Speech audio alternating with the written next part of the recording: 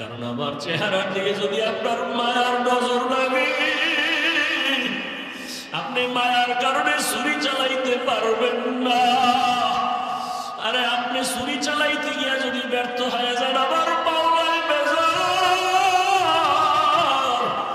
ওই ইব্রাহিম নবীর কুরবানি আল্লাহ পাক বলেন, লাইয়ানাল্লাহু লুহুমুহা ওয়ালা দিমাউহা ওয়ালাকিন ইয়ানালুহুত তাকওয়া মিনকুম।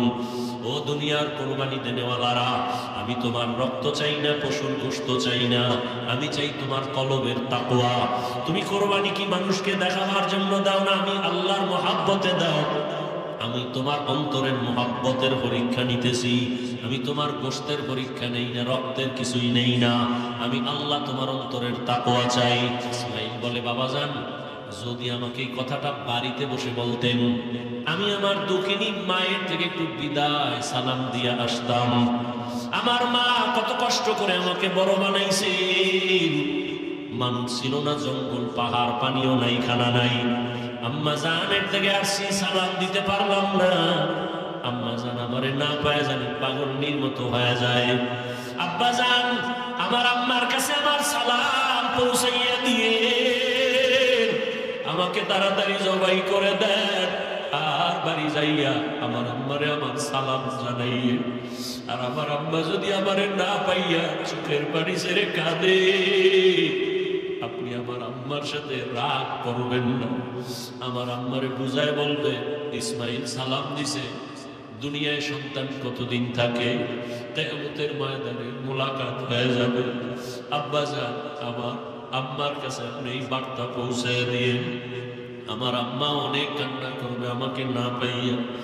ইতিহাসবিদরা বলে, আবার ইসমাইল কথাও বলছেন, আমার রক্তের জামা মাখা আমার মায়ের কাছে দিয়ে, আমার মা দেখে একটু কলিজা ঠান্ডা করবে। এবার ইসমাইল বলে, আব্বা জান, আমার চেহারাটা মাটির দিকে রাইখা আমার শোয়াইয়া জবাই করে, কারণ আমার চেহারা দিয়ে যদি আপনার মায়ার নজর লাগে, আপনি মায়ার কারণে ছুরি চালাইতে পারবেন না। আরে আপনি ছুরি চালাইতে গিয়া যদি ব্যর্থ হয়ে যান, আমার পাওয়ায় বেজার। পরীক্ষায় বুঝি আপনি ফেল হয়ে যাবেন। দ্রুত আমার চেহারাটা নিচে রাখবেন, আর আমার হাতে পায়ে রশি দিয়া ভালো করে বাঁধেন। জবাই করতে গিয়া যদি আমার পায়ের নাড়াচাড়া আপনার শরীর মোবারকে লাগে, বেয়াদবি হয়ে যাবে। বাবার সাথে আমি বেয়াদবি করবো, এটা বরদাস্ত করা যায় না। ও বাবা আমার, হাত পা ভালো করে বেঁধে নেন, আপনার চক্ষু দুইটাও বাঁধেন, আপনার চোখের নজর যেন আমার দিকে না পড়ে। বাবা, তাড়াতাড়ি আপনি ছুরি চালান। ইসমাইল নিজে শুয়া পড়লেন আল্লাহর মহব্বতের জন্য। আল্লাহ পাক রব্বুল আলামিন ছুরিরে বললেন, খবরদার, আমার ইসমাইলের একটা ফসলও যেন ক্ষতি না হয়। ইব্রাহিম নবী যখন ছুরি চালায়, একটু পশম কাটে না। ইব্রাহিম নবী পাথরের উপরে আঘাত করলেন, পাথরটা টুকরা টুকরা হয়ে গেল। ইসমাইলের কয়, বাবা আর একবার চেষ্টা করে আসো। আল্লাহ বুঝি আবার বেজার হয়ে গেলেন নাকি। এবার নিয়ত করছি, রক্ত হাতে না লাগা পর্যন্ত ছুরি চালাইতেই থাকবো। ও আল্লাহর বান্দারা, কেমন ঈমান, কেমন আমার মালিকের মহব্বত। সন্তানের ছুরির নিচে রেডি আমার মাওলার হুকুমের জন্য। এবার ইসমাইলকে যখন নিয়ত করছে, রক্ত হাতে না লাগা পর্যন্ত ইসমাইলের ছাড়বে না। ইসমাইলকে আবার যখন শোয়াইয়া ছুরি চালাবে, ইসমাইল যখন মাটিতে শুয়া পড়লেন, আসমান থেকে আমার আল্লাহ অর্ডার দিলেন, ও জিবরাইল, জলদি করে জান্নাতে একটা দুম্বা নিয়ে যাও, আমার ইব্রাহিমের ছুরির নিচে দাও, ইসমাইলের যেন কোনো ক্ষতি না হয়। জিবরাইল আল্লাহর অর্ডারে জান্নাতি দুম্বা নিয়ে রওনা। জিবরাইল ভাবলেন, মনে হয় আমি যাইতে না যাইতে ইসমাইল বোঝায় জবাই হয়ে যাবে। জিবরাইল আসমান থেকে জোরে আওয়াজ দিলেন, আল্লাহু আকবার, আল্লাহু আকবার। এইভাবে আওয়াজ দেওয়া মাত্র ইব্রাহিম নবী আসমানে তাকাইয়াও তিনি আওয়াজ দিলেন, ইসমাইলও আওয়াজ দিলেন, লা ইলাহা ইল্লাল্লাহু আল্লাহু আকবার। ইব্রাহিম নবী আওয়াজ দিলেন, আল্লাহু আকবার ওয়ালিল্লাহিল হামদ। আল্লাহর কাছে তাকবীর ও কিয়ামত পর্যন্ত নারী পুরুষ সবার জন্য আল্লাহ পাক স্মৃতি হিসাবে রাইখা দিলেন। 9 তারিখ জিলহজ মাস, ফজর থেকে চালাও, নারীরা পুরুষেরাই তাকবীর পড়বা, আল্লাহু আকবার, আল্লাহু আকবার, লা ইলাহা ইল্লাল্লাহু, আল্লাহু আকবার, ওয়ালিল্লাহিল হামদ। প্রত্যেক ফরজ নামাজের পরে একবার করিয়া, নারীও একবার, পুরুষও একবার। নারীরা আস্তে আওয়াজে, পুরুষেরা একটু জোরে আওয়াজ দিয়ে পড়বে। 13 তারিখ পর্যন্ত আল্লাহ পাক এই পছন্দের আওয়াজকে জারি রাখলেন কিয়ামত পর্যন্ত। ইসমাইলের দুম্বা যখন জিবরাইল আসতেছে, ইব্রাহিম নবী যখন ছুরি চালায়, ইসমাইলের সরাইয়া দুম্বা দিয়ে দিলেন। হঠাৎ করে দেখে রক্ত লেগে গেল, চোখ খুলে তাকায় দেখে অচেনা একটা জানোয়ার জবাই হয়ে গেল। আল্লাহর পক্ষ থেকে আওয়াজ আসতেছে, আল্লাহ বলেন ওয়ানাদাইনাহু আইয়া ইব্রাহিম কদ সাদ্দাকতার রুইয়া ইন্না কাযালিকা নাজজিল মুহসিনিন। ও ইব্রাহিম, তোমার পক্ষ থেকে আমার যা চাওয়া তা হয়ে গেছে। আমি সন্তানের জবাই চাই নাই, আমি চাইছি তোমার কলিজার মুহাব্বত। আমি দেখতে চাইছি তোমার অন্তরে আমি মাওলার মুহাব্বত বেশি নাকি সন্তানের মুহাব্বত বেশি। জবাই চাই না, যাও তাড়াতাড়ি হাজেরার কাছে চলিয়া যাও। ইসমাইলের জন্য মা হাজেরা কান্না করে, ও ইব্রাহিম, সন্তানকে মায়ের কোলে ফিরাইয়া দাও। আর বলে আসো বাদশার দাওয়াতে যাই। বিদায় বেলা বাদশার থেকে একটু হাদিয়াও তো দরকার। আমি জান্নাতে একটা হাদিয়া দিয়ে দিলাম, হাজেরাকে নিয়ে এই হাদিয়া তোমরা খাও।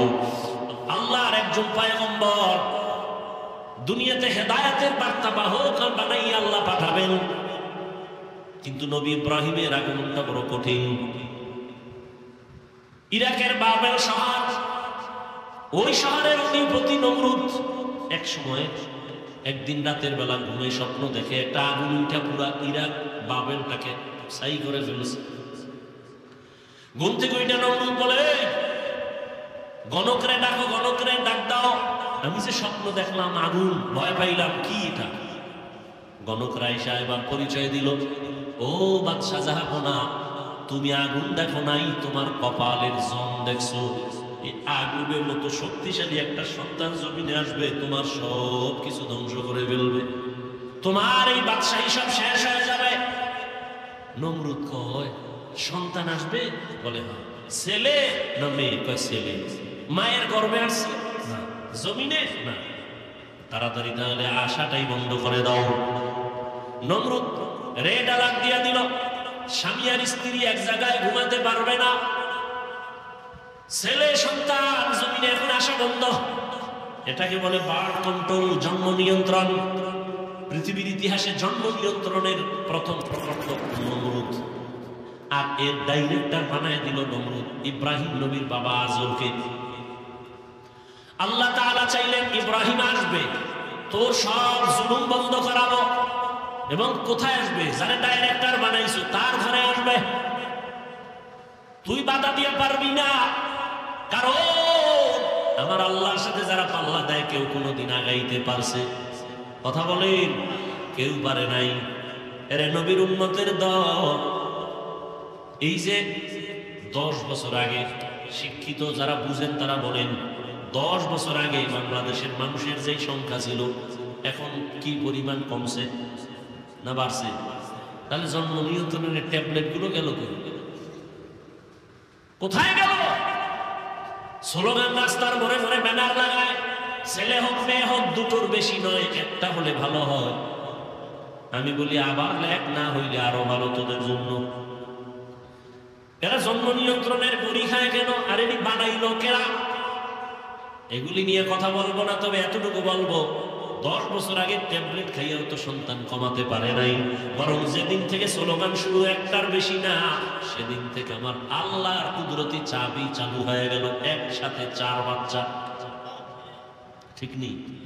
লিল্লাহি মুলকুস সামাওয়াতি ওয়াল আরদি ইয়াহাবু লিমান ইয়াশা ইয়াহাবু লিমান ইয়াশাউ ইনাসাও ওয়া ইয়াহাবু লিমান ইয়াশাউ যুকুর আও ইউযাওবিজুহুম যুকরানাও ওয়া ইনাসা ওয়া ইয়াজআলু মান ইয়াশাউ আকীমা ইন্নাহু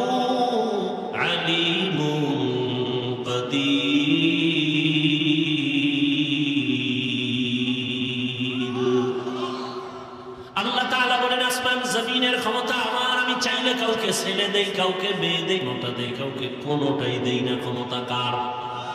আল্লাহ যাকে সন্তান দিবেন কেউ ফিরাতে পারবে না, যাকে দিবেন না কেউ আনতেও পারবে না। ইব্রাহিম দুনিয়াতে আসবে আল্লাহর সিদ্ধান্ত। আজরের ডাইরেক্টরের ঘরে ইব্রাহিম চলে আসলেন। ইব্রাহিম আস্তে আস্তে বড় হলেন।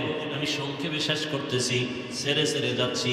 ইব্রাহিম বড় হইয়া আল্লাহকে চিনেন না, সবাই দেখে মূর্তি পূজা করে, মূর্তির সেজদা দেয়, বাবাও দেয়, এদেশের ক্ষমতা রাষ্ট্রে যারা তারাও দেয়। এখন ইব্রাহিম আল্লাহর পরিচয় একা একা নিলেন। আল্লাহ তাআলার কুদরত দেখে আসমানের দিকে তাকায়া আল্লাহর পরিচয় নেয়, জমিনের দিকে তাকাইয়া পরিচয় নেয়, সূর্যের দিকে তাকায় আল্লাহর পরিচয় নেয়। রবের পরিচয় নিয়ে আল্লাহ তাআলা তাকে ইমানের দৌলত এমন ভাবে দান করলেন। এক পর্যায়ে বাবাও টের পাইয়া, নমরুদও টের পেয়ে গেল। এক পর্যায়ে ইব্রাহিমের উপর অত্যাচার শুরু হয়ে গেল। অত্যাচারের এক পর্যায়ে তাকে মেরে ফেলার জন্য রেডি। কেমনে মারবে? কয় এমনি ঠাস করে মারবো না, জাগাত মারবো না, ধুকে ধুকে মারবো। বলে কেমনে ধুকে ধুকে মারবো? অগ্নিকুণ্ড সাজাইয়া আগুনের মধ্যে ফালাও, পুরাইয়া তারপরে মারবো। তাকাইয়া তাকাইয়া দেখবে কেমনে তার জীবনটা নষ্ট হয়। অগ্নিকুণ্ড সাজাইল বিশাল এরিয়া নিয়া। ইব্রাহিম আলাইহিস সালামকে আগুনের মধ্যে ফেলবে। এখন আগুন জ্বালাইছে, এত পরিমাণ তাপ কেউ কাছে যাইতে পারে না। এখন ওখানে ফেলবে কেমনে? চরকা বানাও, চরক গাছ লাগাও, ওই গাছে রশিতে বাইন্দা ঘুরায় ঘুরায় ঘুরায় ঘুরায় ফালাইয়া দেব। বানলো, চরকা বানাইয়া ইব্রাহিম নবীর সাথে রশি দিয়া বাইন্দা টানা শুরু করলো। কিন্তু ইব্রাহিম নবী জায়গায় বসা, নাড়াচাড়ার কোনো সুযোগ নাই, চরক গাছ নড়ে না। নমরুদের মাথা গরম হয়ে গেল। ইবলিস আইসা কয় এই মুহূর্তে পারবা না। লক্ষ লক্ষ আসমানের ফেরেশতারা ইব্রাহিমের রশি ধইরা রাখছে, ফেরেশতাদের দূরে সরাও। কেমনে ওগো তো দেখা যায় না, অন্ধকার, আমরা তো কিছুই দেখি না। বলে এখানে কাজ করো। দুইটা বর্ণনা ঐতিহাসিকগণ বলেন, এক, উলঙ্গ নারীদের, নারী পুরুষের নাচ গান এখানে দাও। নারী পুরুষ যখন উলঙ্গ নাচ গান করবে রহমতের ফেরেশতা চলে যাবে, অটোমেটিক ইব্রাহিমকে ফেলতে পারবা। এই একটা। আর একটা বর্ণনা, এই মুহূর্তে ইব্রাহিমকে উলঙ্গ করো, যদি উলঙ্গ করতে পারো রহমতের ফেরেশতা ভেঙে যাবে, আগুনে ফেলবা। ইব্রাহিমকে উলঙ্গ করবে কে? কেউ সাহস করে না। বাবা আজরকে আমি করবো, আসো। ইব্রাহিমের এক পর্যায়ে যখন উলঙ্গ করার জন্য বাবার সামনে দাঁড়াইয়া ইব্রাহিমকে বলে তোমাকে উলঙ্গ করব। ইব্রাহিম বলে বাবা, সন্তান বিপদ পড়লে মা বাবা পাগলের মতো হয় আত্মরক্ষার জন্য, সন্তানের বাঁচানোর জন্য। তুমি আমার জন্মদাতা বাবা, তুমি আমাকে উলঙ্গ করবা, কি একটু লজ্জা লাগে? হাজার হাজার ফেরেশতা তাকায় আছে, আমাকে লজ্জা দিও না। এক পর্যায়ে যখন ইব্রাহিমকে উলঙ্গ করেই ফেলতেছে, রহমতের ফেরেশতারা চলে গেল। চরক গাছ উঠায় যখন আগুনের মধ্যে ফেলবে, ঠিক ওই সময় জিব্রাইল কানে মুখ লাগায় বলে কোনো সহযোগিতার প্রয়োজন আসেনি। ইব্রাহিমের এখানে একটা পরীক্ষা, যদি বলে হ্যাঁ করো, আল্লাহ বেজার হয়ে যাবে। যে ছাত্র লেখাপড়ায় খুব ভালো, তার সামান্য অন্যায় শিক্ষক বরদাস্ত করতে পারে না। ইব্রাহিম আলাইহিস সালাম এখানেও পাশ করে বললেন, আরে আমি তো অন্ধ মালিকের গোলাম না, তুমি আমার সাহায্য করবা কি করবা না জানা নাই। আমার কিছু প্রয়োজন হলে আমার মালিক আমার জন্য যথেষ্ট, তিনি আমার সবকিছু দেখতেছেন। ইব্রাহিম এইখানেও পাশ করে ফেললেন।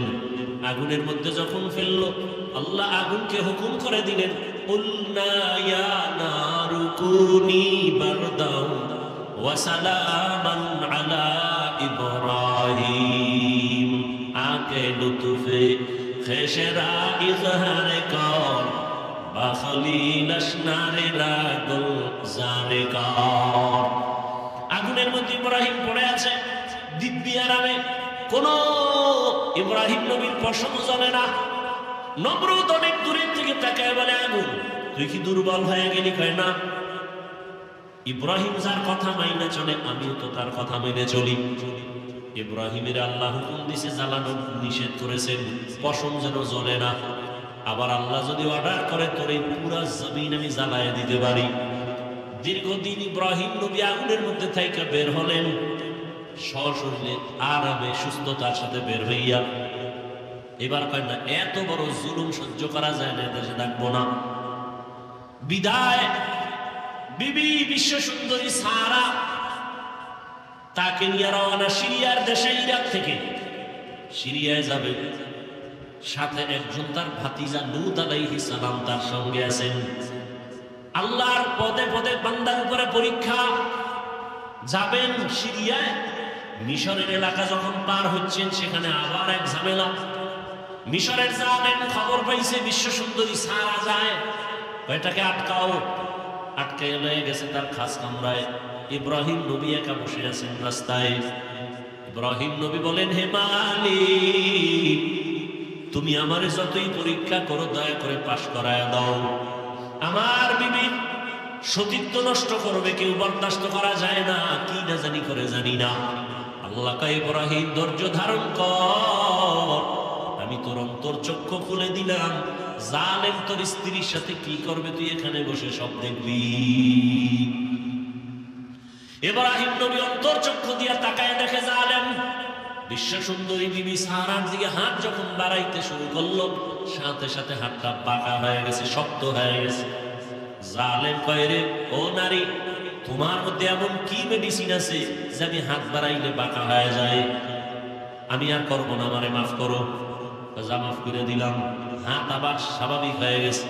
জালেম আবার সুযোগ পায় হাত বাড়াইছে। ইব্রাহিম নবী দেখতেছেন আর দোয়া করতেছেন। এভাবে 3 বার হাত বাড়াইয়া খাঁটি তওবা করে বলে, তোমার মধ্যে এমন কি মেডিসিন আছে যে আমি তোমার কাছেও যেতে পারি না? ও পর্দার আড়ালের আম্মা জানেরা, জমিনের মধ্যে যা কিছু ঘটে বা হচ্ছে, প্রবাদ আছে তার অর্ধেক করেছে নর, অর্ধেক করেছে নারী। একটা বাগান সাজাইতে হলে জমিনের মধ্যে আদর্শ সন্তান লাগবে। আদর্শ সন্তান প্রয়োজন হলে আদর্শ মায়ের প্রয়োজন। এরে আম্মা জান, এক হাতে তালি বাজে না। স্বামী আর স্ত্রীর এক মন যদি না হয়, ওই জায়গায় ভালো সন্তান আসবে না। ওই মা সারা কতটা কঠিন এক মুহূর্তে, তার স্বামী নবীও নাই, আল্লাহর মুহাব্বতের পরীক্ষায় পাশ করার জন্য এতটা মজবুত। জালেম যখন বলে, তোমার মধ্যে কি মেডিসিন আছে যে আমার হাত আগায় না? আল্লাহর বান্দি বিশ্ব সুন্দরী সারা বলে, আরে আমার মধ্যে তো কিছুই নাই, তবে আমার জানা আছে এতটুকু, আমি আল্লাহর প্রিয় একজন বান্দার স্ত্রী। আল্লাহর প্রিয় বান্দা ইব্রাহিম নবীর স্ত্রী কয়, কই তোমার সেই প্রিয় বান্দা? বলে, ওই যে রাস্তায়। জালেম ভুল স্বীকার কইরা নবীরে ডাইকা মেহমানদারি করাইয়া জানতে চাইলেন সন্তান কতজন? কয়, কোনো সন্তান নাই। কেন? কয়, চাইছি পাই না। তখন হাজেরা নামের আল্লাহর বান্দি তাদের কাজের জন্য রাখছিল, দিয়া দিছে খেদমতের জন্য, যাও হাদিয়া দিয়ে দিলেন। এক পর্যায়ে সারা খেদমতের জন্য হাজেরারে নিয়ে রওনা, সিরিয়ায় যাবে। সারা ইব্রাহিম নবীর সাথে বিবাহের জন্য দিয়া দিলেন। হাজেরার সাথে নবী ইব্রাহিমের বিবাহ হয়ে গেল। বিবাহ হইয়া সংসার চালায়, সন্তান নাই। ইব্রাহিম আলাইহিস সালামের 80 বছর পার হয়ে গেল। আল্লাহর কাছে একদিন দোয়া করে, রব্বি হাবলি মিনাস সালিহিন। একজন নবী হইয়া আল্লাহর কাছে দোয়া করে ভালো সন্তানের জন্য। আর আপনার আমার কি হালাত? সন্তান চাইলে হবে না, আল্লাহর কাছে ভালো সন্তানের কামনা করতে হবে। ও আল্লাহ, একটা নেককার সন্তান দাও।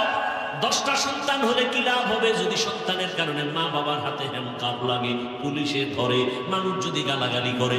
সন্তানের কারণে মা বাবার ইজ্জত যদি নষ্ট হয়, এমন সন্তান 10টা হলেও লাভ নাই। আর একটা সন্তানের দ্বারা মা বাবার সম্মান যদি বেড়ে যায়, এমন এক সন্তানও যথেষ্ট। দোয়া করলেন, আল্লাহ পাক বললেন, সুসংবাদ দিলেন, অপেক্ষায় থাকো, একটা ভালো সন্তান দিচ্ছি। ফাবাশশারনাহু বিগুলামিন হালিম। 80 বছরের উপরে বয়সে সন্তান আল্লাহ দান করলেন। নাম রাখলেন ইসমাইল।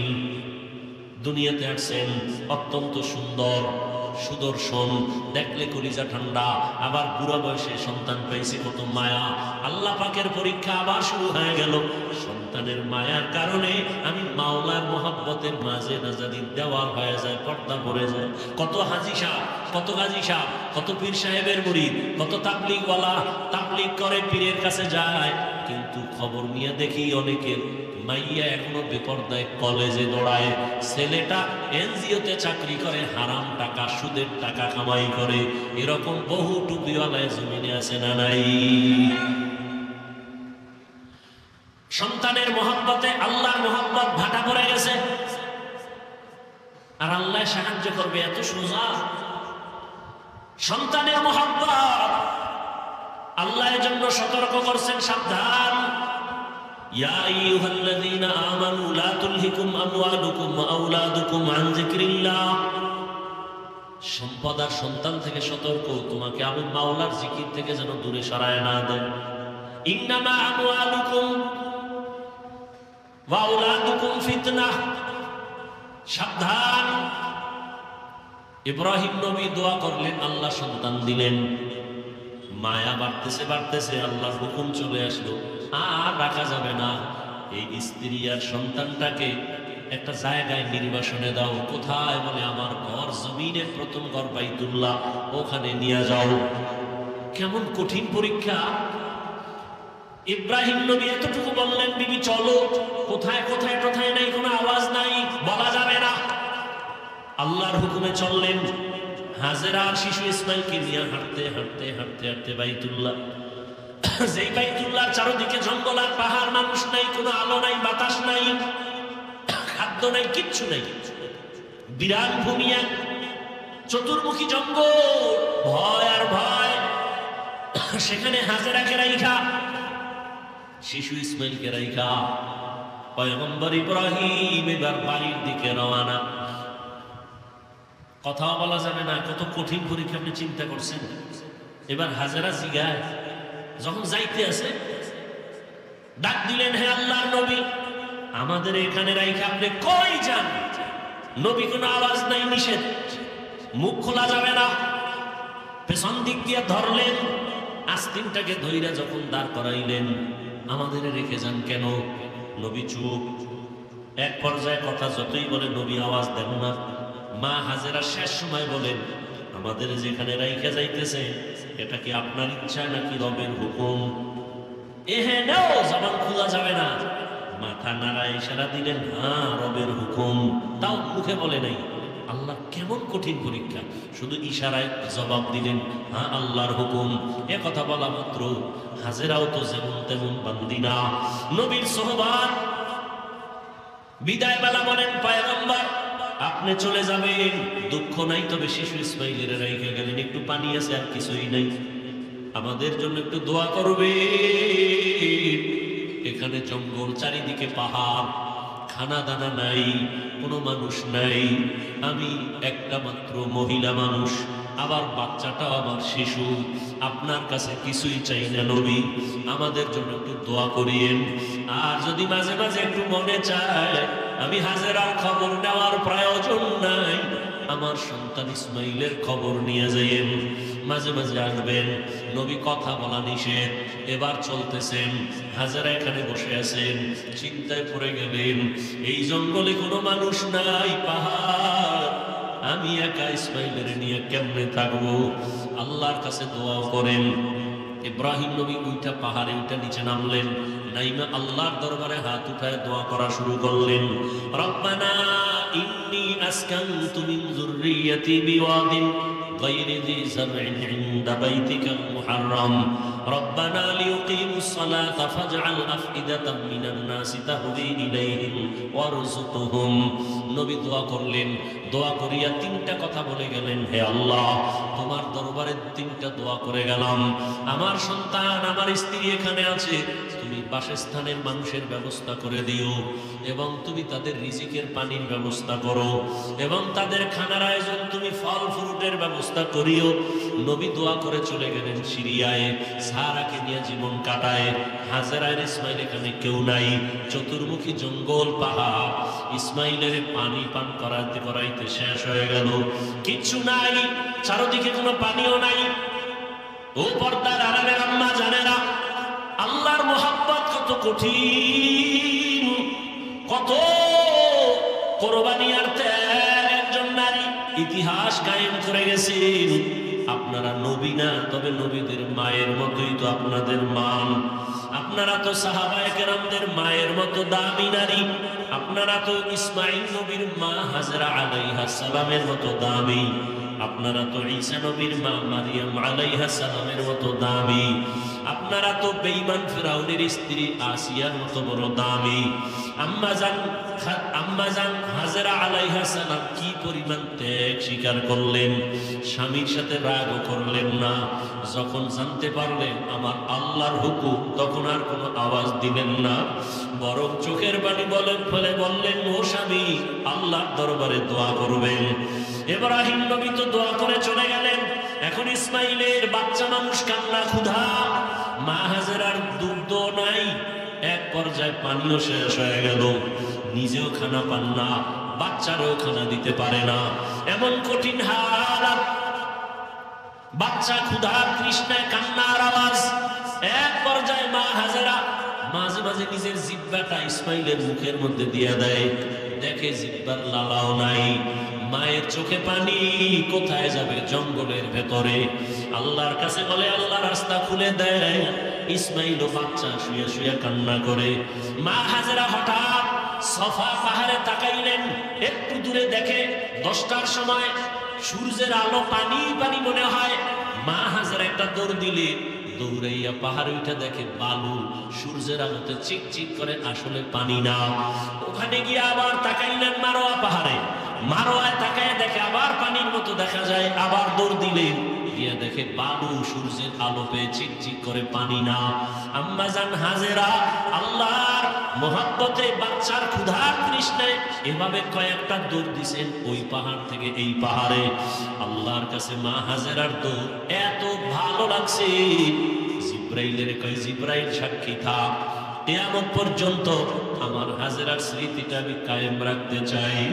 দুনিয়ার জমিনে যারা আবার ঘর জিয়ারত করতে আসবে, বাইতুল্লাহ জিয়ারত করতে আসার পর আমার হাজেরা যেই পাহাড়ে দৌড় মারছে, ওই জায়গায় গিয়া যদি আমার হাজি দৌড় না দেয়, আমি কোন হাজির হজ কবুল করব না। নবীজি বাইতুল্লাহ তাওয়াফ কইরা এর পেছনে সফা মারওয়ার সাই করা লাগে, 7টা দৌড় দেওয়া লাগে। এখান থেকে শুরু করে আবার ওই পাহাড়ে 1, ঘুরে আসবে 2, ঘুরে যাবে 3, আবার আসবে 4, আবার যাবে 5, আবার আসবে 6, আবার যাবে 7। অনেক কষ্ট, অনেক কষ্ট। নবীজিও জীবনের শেষ হজ সফা মারওয়ায় সাই করতে গিয়া আক্ষেপ কইরা কয়, আম্মাজান যদি দৌড় না দিতেন, আমার তো এই দৌড়ানটা লাগতো না, অনেক কষ্ট লাগতেছে। আল্লাহ কয়, ও নবী, হাজেরার দৌড় আমার কাছে বড় ভালো লাগছে, এই জন্য আমি কিয়ামত পর্যন্ত স্মৃতির আকার করে দিলাম। দৌড়াচ্ছে দৌড়াচ্ছে, শেষ সময় হঠাৎ শুনে বাচ্চা চিৎকারের আওয়াজ। মা হাজেরা তাকায় দেখে ইসমাইল এত জোরে চিৎকার দিল কেন? স্বাভাবিক কান্নার থেকে আরো জোরে চিৎকার। মা হাজেরা দৌড়ে গিয়ে দেখে ইসমাইলের পানি, পায়ের নিচ দিয়া পানির ফোয়ারা, এত পরিমাণ পানি উঠতেছে। মা হাজেরা ইব্রানি ভাষা, ওই সময়ের ভাষায় ওই পানিটারে চতুর্দিক থেকে একটা আওয়াজ দিছেন। আওয়াজটাও আল্লাহর কাছে ভালো লাগছে, জম জম, তার অর্থ হলো থাম থাম। আল্লাহর কাছে শব্দটা পছন্দ হয়ে গেছে। শব্দটা ওই সময় ইব্রানি ভাষা, আল্লাহর কাছে পছন্দ। কিয়ামত পর্যন্ত এই পানির নাম হয়ে গেল কি? জমজম। এরে আল্লাহর বান্দা, শুধু জমজম পানি নিয়ে যদি আলোচনা করি, অনেক সময় এই বরকতের পানি হাজার হাজার কোটি মিলিয়ন ট্রিলিয়ন বিলিয়ন পানি দুনিয়ার হাজি সাহেবরা নেয়। যেখানে পানি ওই সময় ছিল, এখনো কমেও না বাড়েও না। সাহাবায়ে কেরাম রহমতের নবীকে জিজ্ঞাসা করলেন, ইয়া রাসূলুল্লাহ, জমজম পানির তলা কই? নবী বলেন, জমজম পানির তলা হাউজে কাউসারের সাথে। আরো জোরে বলো। এত বরকতের পানি, কোন জিনিস দাঁড়াইয়া পান করা নিষেধ, তবে জমজমের পানি দাঁড়ায় পান করো। জমজমের পানির প্রায় 25টার মতো উপকার আছে। কত দামি পানি! ওলামায়ে কেরাম লেখছেন, জমজম পানিটা কাউসারের থেকেও দামি, কারণ পৃথিবীর শ্রেষ্ঠ ব্যক্তি রহমতের নবী মেরাজে যখন যাইতেছে, আল্লাহর নবী বলেন আমাকে জমজম কূপের পানি দিয়ে ওযু বানাইলো, আমাকে শোয়াইলো চিৎভাবে, আমার বুকের মাঝখান থেকে চিরলো, ভেতর থেকে কলকটাকে বের করে স্বর্ণের পেয়ালায় রাখলো, জমজমের পানি দিয়ে ধুইলো, আবার ভেতরে রাখলো, আবার চাপ দিল, এমনি আবার হয়ে গেল, সেলাই লাগলো না, রক্ত গেল না, ব্যথাও পেলাম না। এইভাবে আমার অপারেশন হয়েছে কুদরতে। এটাকে বলে open heart. Open heart surgery ফিরে লাভ দিও না, মাস্তানিয়ার বাহাদুরি অহংকারী করো না। রহমতের নবীকে আল্লাহ ওপেন হার্ট সার্জারি 4 বার করে দেখাই দিয়েছেন। এটা তোমার বাপ দাদার বানানো না, আল্লাহ আগেই ওপেন হার্ট সার্জারি রসুলকে করেছেন। কয়বার? কষ্ট হইতেছে আপনার? হ্যাঁ ভাইরা আমার, রহমতের নবী বলেন এই জমজম পানি আমরা পিপাসা নিবারণ করি পানি দিয়া, পেটের ক্ষুধা নিবারণ করি কি দিয়া? খানা দিয়া। জমজম পানি এতটা দামি যে পানিটা পান করলে ক্ষুধাও থাকবে না, পিপাসাও থাকবে না। জমজম পানি বান্দা তুমি ঔষধ হিসাবে ব্যবহার করো। ঔষধ কেমন ঔষধ? তোমার বিশ্বাস যেমন তেমন। কেউ যদি বলে আমি কোন ঔষধ খাবো না, আমার জমজম আমার ঔষধ, যেমন নিয়ত করবে ফলাফল তেমন। বরকতের পানি মা হাজেরাও পান করলেন, বাচ্চাটারও দিলেন, ক্ষুধাও নাই, পিপাসাও নাই। একটা দোয়া কবুল হয়ে গেছে। আর এক দোয়া ছিল মানুষ যেন এখানে এসে বসতি বানায়। ব্যবসা করতে যায় একদল মানুষ, ওই পথ পাশ দিয়া তাদের পানির প্রয়োজন, খুঁজতে খুঁজতে এসে হাজেরারে পাইছে। জমজম পাইয়ে কই পানি আমরা নিব, কারণ এটার মালিক আছে। কে? বলে আমি। কয়েছে পানি যে নিবা দিব, তবে শর্ত কি? তোমরা এখানে ব্যবসা বাণিজ্য করে বাসস্থান করো, পানি নাও, যত পারো নাও, এখানে থাকবা, বাড়িঘর করবা, বসবাস করবা। এবার সব রাজি হয়ে গেল। মানুষজন ঘর বাড়ি উঠাইতে শুরু করলো, জমজমের পানি ব্যবহার করতেছে, ফসল সুন্দরভাবে চালাচ্ছে। এখন অনাবাদী এলাকা আবাদী হতে চললো। জমজম পানি নিয়া সবাই ব্যবহার করে, বরকতের পানি মানুষজনও পড়ে গেল। আর একটা দোয়া করছিল, আল্লাহ কুদরতের দ্বারা রিজিকের ব্যবস্থা করে দাও। এই যে জমজমের পানি, কেউ কেউ বলে ইসমাইলের শিশুর পায়ের আঘাতে উঠছে। মা হাজেরা তো দৌড়ায় পাহাড়ে, ইসমাইল যে চিল্লায় পানি উঠছে টের পায় না, দূর তো। মাঝখানে একটা আওয়াজ আসছে, আওয়াজ গাইবি। হাজেরার কানে কোথার থেকে আওয়াজটা আসলো? নজর করে দেখে বাইতুল্লাহ থেকে আওয়াজ। দৌড়ায় গিয়ে দেখে পানি। মুফাসসিরিনে কেরাম বলেন এটা ইসমাইলের পায়ের আঘাতের পানি না, জিবরাইল আমিন পাখা দিয়ে জোরে আঘাত করেছেন, পানি উঠা শুরু হয়ে গেছে। মা হাজেরা এখন মোটামুটি ভালো অবস্থান, বাবার তো খবরই নেই। এবার রিজিক চাইছেন, ফল। জিবরাইল আমিনের মাধ্যমে আল্লাহ একটা বিশাল বড় ফলের বাগান তায়েফের ময়দানে নিয়ে আল্লাহ ব্যবস্থা করে দিলেন। 12 মাস তায়েফের ময়দানের ফল, 12 মাস। সেই ইসমাইলের সময়ের বাগান, ওই সময় থেকে ফল শুরু হয়ে গেল। রিজিকের ব্যবস্থাও হলো, ফলের আয়োজন হলো। মা হাজেরা ইসমাইলকে বড় বানাইতে বানাইতে যখন বয়স হলো, কিতাবে আছে 13 বছর। কত? এতদিন আমরা বলতাম, এর মধ্যে বিভিন্ন মত আছে, কেউ বলছেন আরো কম, তবে 13টাই প্রসিদ্ধ। 13 বছর যখন হলো, বাবার সাথে সন্তানের কোনো কানেকশন নাই, মনের ভেতরে তামান্না মোহাব্বতের আগুন জ্বলে। হঠাৎ জিলহজ মাস শুরু হয়ে গেল, বড় দামি মাস। ওয়াল ফাজরি ওয়া লায়ালিন আশর ওয়াশ শাফঈ ওয়াল ওয়াতর, বড় দামি মাস। আল্লাহ কসম করে বলছেন এই 10 রাতের বড় দাম। এই দিব মোনাজাতটা দিয়ে দিব।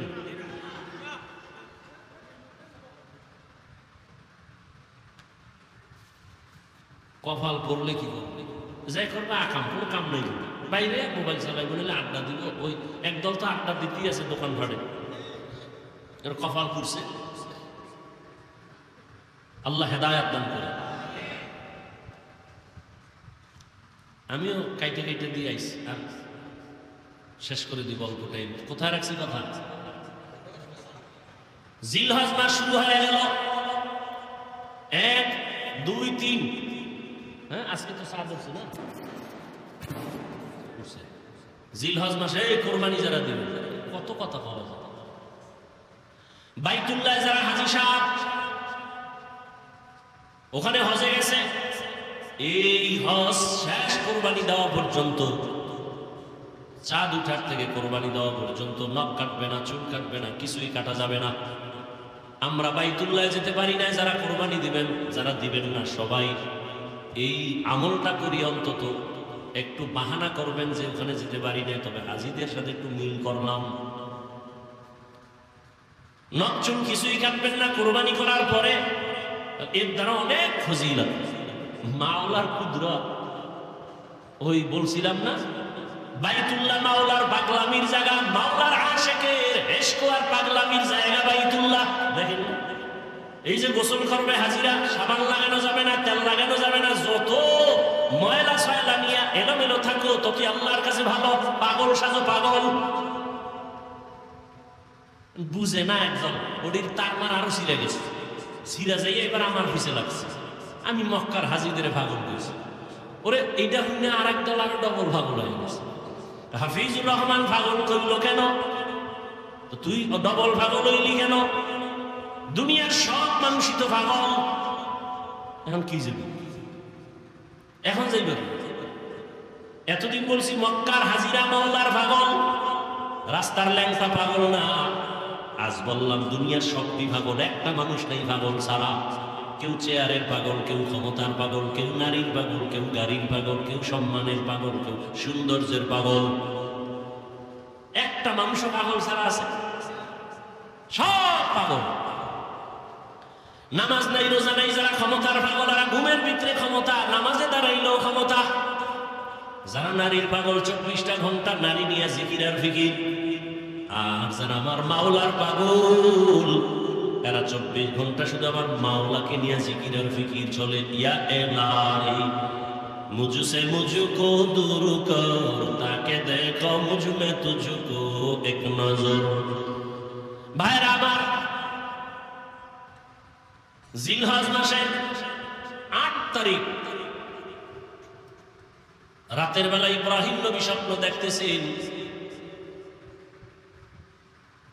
আমার রাস্তায় কোরবানি করো। ইব্রাহিম নবী, নবীদের স্বপ্ন ওহী। নবী স্বপ্ন দেখে সকালবেলা উঠে চিন্তায় পড়ে গেলেন, কি দেখলাম? স্বপ্ন তো কয়েক ধরনের, এক স্বপ্ন রহমানি, আর এক স্বপ্ন শয়তানি, আর এক স্বপ্ন নফসানি। শয়তানের পক্ষ থেকে স্বপ্ন, আর নিজের ধ্যান খেয়ালের দ্বারা স্বপ্ন, আর একটা রবের পক্ষ থেকে স্বপ্ন। নবী চিন্তায় পড়ে গেলেন, কি ওহী নাকি কোন শয়তানের পক্ষ থেকে দেখলাম? বুঝতে পারলেন না। এই জন্য এই দিনটাকে বলে ইয়াউমে তারবিয়াহ। ইয়াউমুত তারবিয়াহ, সন্দেহের দিন। পরের দিন আবার একই স্বপ্ন। ওদিন স্বপ্ন দেখে বুঝতে পারলেন যেটা না রবের পক্ষ থেকে আমার প্রতি আদেশ হুকুম আসছে। স্বপ্ন দেখা ফাইনাল হয়ে গেলেন, আল্লাহর রাস্তায় কোরবানি করতেই হবে। এবার দ্বিতীয় রাত্রে স্বপ্ন দেখে ফাইনাল সিদ্ধান্ত নিয়ে নিলেন, উট কোরবানি দিলেন। আগের দিনও দিলেন। এই দিনটা যেহেতু নিশ্চিত হয়ে গেলেন আল্লাহর পক্ষ থেকে পরিচয়, সিদ্ধান্ত যেন আল্লাহর পক্ষ থেকে এই স্বপ্ন, এজন্য এই দিনটাকে বলে ইয়াউমে আরাফা, 9 জিলহজ। এই দিনের রোজার অনেক দাম। এখানে বয়ান, এই বিষয়ে আলোচনা করলে কত লাইন। আরাফার রাত দিনের রোজা বড় দামি রোজা। এই মাসের প্রথম থেকেই রোজা বড় দামি, আমল বড় দামি। আল্লাহ কসম খাইছেন, ওয়াল ফাজরি ওয়া লায়ালিন আশ, 10 রাতের কসম, ফজরের কসম। আরাফার দিনের ফজর কেউ বলছেন, হজের দিনের কসম। আল্লাহ পাক রব্বুল আলামিন ইব্রাহিমকে স্বপ্ন দেখাইলেন তৃতীয় রাত্র 10 তারিখ। ইব্রাহিম নবী স্বপ্ন দেখছেন, তখন তিনি জবে করা শুরু করলেন 10 তারিখে ইয়াউমুন নাহার। ইব্রাহিম নবী ফাইনাল যে আল্লাহ পাক আমার উট চায় না, আমার অন্তরের আসল জিনিস চায়। আমার এই জীবনে আসল তো ইসমাইল ছাড়া কেউ না। 13 বছর বয়স হয়ে গেল, এখন বুঝি আমার পরীক্ষা, আমার সন্তানের জবাই করার হুকুম আছে। চিন্তা করেন, সন্তান জবাই করা কত বড় কঠিন। রেডি হয়ে গেলেন, কোনো প্রশ্ন নাই। সুরিয়া রশি নিয়ে রওয়ানা। যাইতে যাইতে মক্কা নগরীতে হাজির। যে এলাকা দেখছিলেন জঙ্গল, এখন দেখে মানুষের অভাব নাই, বাচ্চারা খেলাধুলা করে। এত বাড়িঘর, হাজেরার ঘর কই, ইসমাইলের ঘর কই, খবর নেই। একটা বাচ্চারা ডাইকা কয়, এখানে ইসমাইল নামে কেউ আসেনি? ভাইবা ভাইবা ভাইবা কিছুক্ষণ পরে বলে আসে। কই ওদের ঘর আসেনি? কয় এলাকার শেষ মাথায় ছোট একটা ঘরের মধ্যে থাকে মা আর সন্তান। ওরা জানে না ইব্রাহিমকে। নবী হাঁটতে হাঁটতে গেলেন, গিয়ে দেখে ইসমাইল সামনে খেলতেছেন। নবী তো দেখাই কলিজা সিরিয়া গেছে, ডাক দিয়ে হাত বাড়ায় দিছে দরজার সামনে, বাবা আয়। ইসমাইল একটা দৌড় দিয়া মায়ের কাছে গেছে, চিনে না। মা হাজেরাকে নবী সালাম দিলেন, কান্না। দীর্ঘ বছর কোনো সম্পর্ক নাই, কত কষ্ট করে করে আমি জীবন কাটাইছি। ইসমাইলের কয়, চিনো নারী বাবা, যাও তোমার নিয়ে বাবা ইব্রাহিম নবী যায় না। এক পর্যায়ে যখন কান্নার অবস্থা, ইব্রাহিম নবী চিন্তা করলেন, মায়ায় যদি পড়িয়া যাই না জানি আল্লাহর পরীক্ষায় ফেল করি।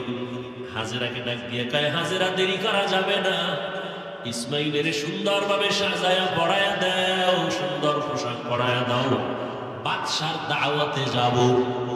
আল্লাহর দাওয়াত হয় নাই, ঘুরে গেছে বাদশার দাওয়াত। মনে করছে দুনিয়ার কোন বাদশার দাওয়াত। মা হাজেরা বাবার সাথে ছেলে যাবে দাওয়াতে, রাজকীয় কোন দাওয়াত। মনের আবেগ দিয়ে সন্তানটারে এমন ভাবে গোসল করাইয়া সাজায় পড়াইয়া দিলেন। এবার বাবার হাতে তুলে দেয়, সন্তান ঘর থেকে বাবার সাথে রওনা। মা হাজেরা ঘরের বাইরে নাই না, চোখের পানি মুছে আর কান্না করে। এত বছরের সন্তান বাবার সাথে যা আনন্দের এক কান্না। কিন্তু জানেন না যে আমার মাওলার ডাকে যাইতেছে ইসমাইলের জবাই করার জন্য। মা হাজেরা একা, ইব্রাহিম নবী সন্তান ইসমাইলের নিয়ে যায়। ইসমাইলও জানে না যে তাকে জবাই করা হবে। শয়তানের মাথা গরম হয়ে গেল, এই পরীক্ষায় যদি সবাই পাশ করে তো কত বিধর্মী মুসলমান হবে, ফেল করানোর বুদ্ধি কি? চিন্তা করে শয়তান ভাবলো যে মহিলার দিন নরম, হাজেরারে ধোকা দেয়। গিয়া কয়, হাজেরা মানুষের সুরতে ইসমাইলের সারসো কই, বাবার সাথে গেছে দাওয়াতে। কার দাওয়াত? কয় বাদশার দাওয়াত। কয় না, রবের দাওয়াত। কেন? রবের দাওয়াত যদি হয়তো তো ভালো। না না, জানো না কি বলে, জবাই করার জন্য নিছে। না, বাবা কোনদিন সন্তানের গলায় ছুরি লাগাইতে পারে না। ইবলিস কয়, আল্লাহর হুকুম হয়েছে, ইব্রাহিমের কাছে ছুরিও আছে ইসমাইলের জবাই করার জন্য। এই কথা শুনে হাজেরা কান্না করে বলে, ইবলিস, যদি কথা সত্যই হয়, আমার রব যদি হুকুম দেয় এখান থেকে তুই চলে যা, আমি হাজেরার এক ইসমাইল কেন, আরো যদি ইসমাইল থাকে আমি রবের জন্য রাস্তায় ফেলাই দিব, আল্লাহর পথে দিতে আমি প্রস্তুত আছি। শয়তান পারলো না, ধোকা দিয়া চলে গেল ইব্রাহিম নবীরে ধোকা দিতে, ইসমাইলেরে দিতে। গিয়া ইসমাইলেরে কয়, তোর বাবা তোরে জবাই করবে, কই যাও? ইসমাইল ডাক দিয়ে কয়, বাবা আপনি কি আমাকে জবাই করতে দেন? ইব্রাহিম নবী বলে, শয়তান ধোকা দেয়, তাড়াতাড়ি পাথর মারো। এবার পাথর নিক্ষেপ করলেন 7টা। ইব্রাহিম নবী 7টা পাথর নিক্ষেপ করলেন। আবার আরেক জায়গায় ধোকা, ওখানে আবার পাথর, এভাবে 3 জায়গায়। আল্লাহর কাছে আমলটা পছন্দ হওয়ার কারণে কিয়ামত পর্যন্ত স্মৃতি আল্লাহ দিয়ে দিলেন। হাজী সাহেবরা এই 3 জায়গায় পাথর না মারলে একজন হাজির হজ কবুল হবে না। এবার চলে গেলেন মিনা বাজারে, সন্তানকে জবাই করে দেওয়ার জায়গা। জবাই করবে ঠিক এমন সময় ইব্রাহিম নবী একটু চিন্তা করলেন, ইসমাইলের একটু মতামতটা নিয়ে নিই, দেখি আমার সন্তানের কি মতামত। এইবার সন্তানের ডাইরেক্ট বলতেছে, ইন্নী আরা ফিল মানামি আন্নী আযবাহুকা ফানজুর মাযা তারা। ও বাবা, আমি স্বপ্নে দেখছি তোমাকে জবাই করতেছি, তোমার মতামত কি? কত কঠিন। বাচ্চা ইসমাইল 1 সেকেন্ডের জন্য চিন্তা না করে দ্রুত বলে ফেললেন, ইয়া আবাতি ফাল মা তুমার। বাবা তাড়াতাড়ি আপনাকে যে আদেশ করা হয়েছে পালন করেন। সাতাজিদুনি ইনশাআল্লাহু মিনাস সাবিরিন। অচিরেই আমাকে পাবেন ইনশাআল্লাহ ধৈর্য ধারণকারীদের অন্তর্ভুক্ত। এরে আল্লাহর বান্দা, এখানে অনেক কথা। ইব্রাহিম নবীকে আল্লাহ পাক স্বপ্নে দেখাইলেন কেন? ডাইরেক্ট বললেন না কেন? আবার ইসমাইলকে জিজ্ঞাসা করলেন কেন? আল্লাহর হুকুমের বেলায় জিজ্ঞাসা করলেন কেন? এখানে তো জিজ্ঞাসা করার কোনো যুক্তিকতা নাই। আল্লাহ অর্ডার করছে পালন করো। আবার ইসমাইল স্বপ্নের কথাটাকে এত গ্যারান্টি দিল কেন? অনেক কথা এখানে। ইসমাইল নবী বললেন, আব্বা যান, আমাকে দ্রুত আপনি যা দেখছেন হুকুম পালন করেন। বাবাই বলছে, আমি স্বপ্ন দেখছি জবাই করতে। ইসমাইল বলে, আপনাকে যে হুকুম দেওয়া হয়েছে তা পালন করেন। দেখছে স্বপ্ন, কিসের হুকুম? 13 বছরের সন্তান। অনেক কথা এখানে, হিকমত। এগুলোর জবাব এখন দেওয়ার সময় নেই। ইসমাইল বইলেই চোখের পানি ছেড়ে দিচ্ছে। ঐতিহাসিকগণ লিখেন, ইসমাইল বলে, বাবা যান, যদি আমাকে এই কথাটা বাড়িতে বসে বলতেন, আমি আমার দক্ষিণী মায়ের থেকে একটু বিদায় সালাম দিয়ে আসতাম। আমার মা কত কষ্ট করে আমাকে বড় বানাইছে। মানুষ ছিল না, জঙ্গল পাহাড়, পানিও নাই, খানা নাই। আম্মা জানের থেকে আসছি, সালাম দিতে পারলাম না। আম্মা জান আমারে না পায় জানি পাগলের মতো হয়ে যায়। আব্বা জান, আমার আম্মার কাছে আমার সালাম পৌঁছাইয়া দিয়ে আমাকে তাড়াতাড়ি জবাই করে দেন। আর বাড়ি যাইয়া আমার আম্মারে আমার সালাম জানাইয়ে। আর আমার আম্মা যদি আমারে না পাইয়া চোখের পানি ছেড়ে কাঁদে, আপনি আমার আম্মার সাথে রাগ করবেন না। আমার আম্মারে বুঝায় বলবে, ইসমাইল সালাম দিছে। দুনিয়ায় সন্তান কতদিন থাকে? কিয়ামতের ময়দানে মোলাকাত হয়ে যাবে। আব্বা জান, আমার আম্মার কাছে আপনি এই বার্তা পৌঁছে দিয়ে। আমার আম্মা অনেক কান্না করবে আমাকে না পাইয়া। ইতিহাসবিদরা বলে, আবার ইসমাইল কথাও বলছেন, আমার রক্তের জামা মাখা আমার মায়ের কাছে দিয়ে আমার মা দেখে একটু কলিজা ঠান্ডা করবে। এবার ইসমাইল বলে, আব্বা জান, আমার চেহারাটা মাটির দিকে রাইখা আমারে শোয়াইয়া জবাই করে। কারণ আমার চেহারার দিকে যদি আপনার মায়ার নজর লাগে, আপনি মায়ার কারণে ছুরি চালাইতে পারবেন না।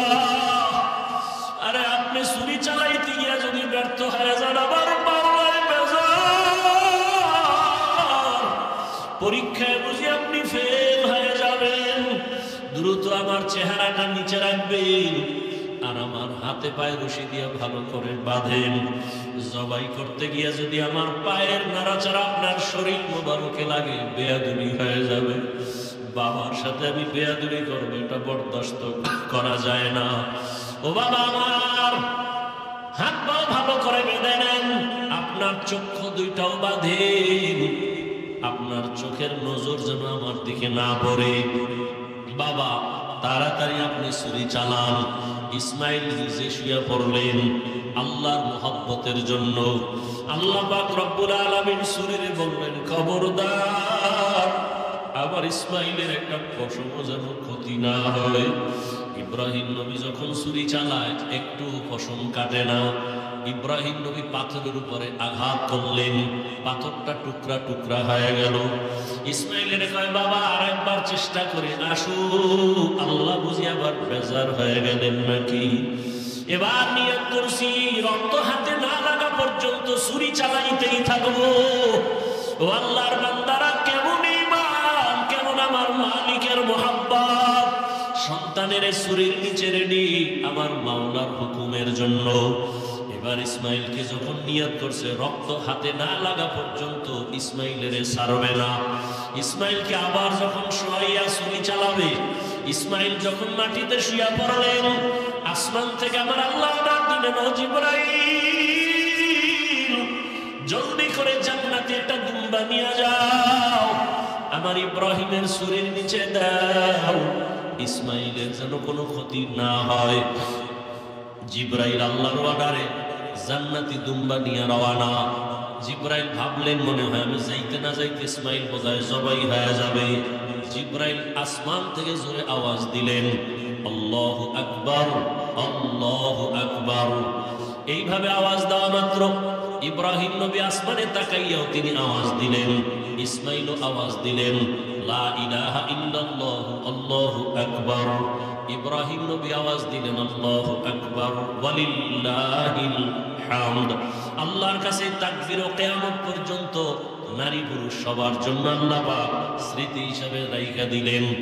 9 তারিখ জিলহজ মাস ফজর থেকে চালাও, নারীরা পুরুষেরাই তাকবীর পড়বা, আল্লাহু আকবার আল্লাহু আকবার, লা ইলাহা ইল্লাল্লাহু আল্লাহু আকবার ওয়ালিল্লাহিল হামদ। প্রত্যেক ফরজ নামাজের পরে একবার করিয়া নারীও একবার পুরুষও একবার। নারীরা আস্তে আওয়াজে, পুরুষেরা একটু জোরে আওয়াজ দিয়ে পড়বে। 13 তারিখ পর্যন্ত আল্লাহ পাক এই পছন্দের আওয়াজকে জারি রাখলেন কিয়ামত পর্যন্ত। ইসমাইলের দুম্বা যখন জিবরাইল আসতেছে, ইব্রাহিম নবী যখন ছুরি চালায় ইসমাইলের সরাইয়া দুম্বা দিয়ে দিলেন। হঠাৎ করে দেখে রক্ত লেগে গেল, চোখ খুলে তাকায় দেখে অচেনা একটা জানোয়ার জবাই হয়ে গেল। আল্লাহর পক্ষ থেকে আওয়াজ আসতেছে, আল্লাহ বলেন ওয়ানাদাইনাহু আইয়া ইব্রাহিম কদ সাদ্দাকতার রুইয়া ইন্না কাযালিকা নাজজিল মুহসিনিন। ও ইব্রাহিম, তোমার পক্ষ থেকে আমার যা চাওয়া তা হয়ে গেছে। আমি সন্তানের জবাই চাই নাই, আমি চাইছি তোমার কলিজার মুহাব্বত। আমি দেখতে চাইছি তোমার অন্তরে আমি মাওলার মুহাব্বত বেশি নাকি সন্তানের মুহাব্বত বেশি। জবাই চাই নাই, যাও তাড়াতাড়ি হাজেরার কাছে চলিয়া যাও।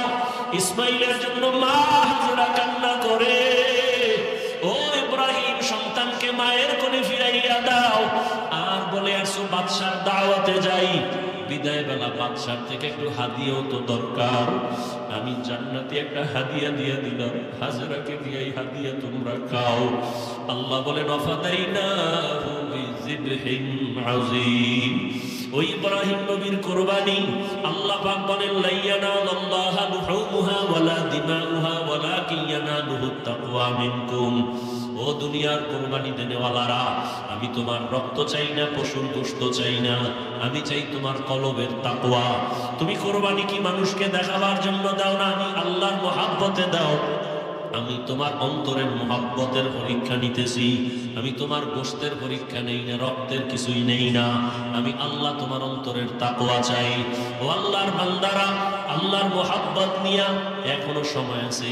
সন্তানের মায়ায় পড়িয়া, মা বাবার মায়া, পরিবারের মায়ায় আল্লাহর রহমত থেকে অনেক দূরে এখনো তওবা করেন।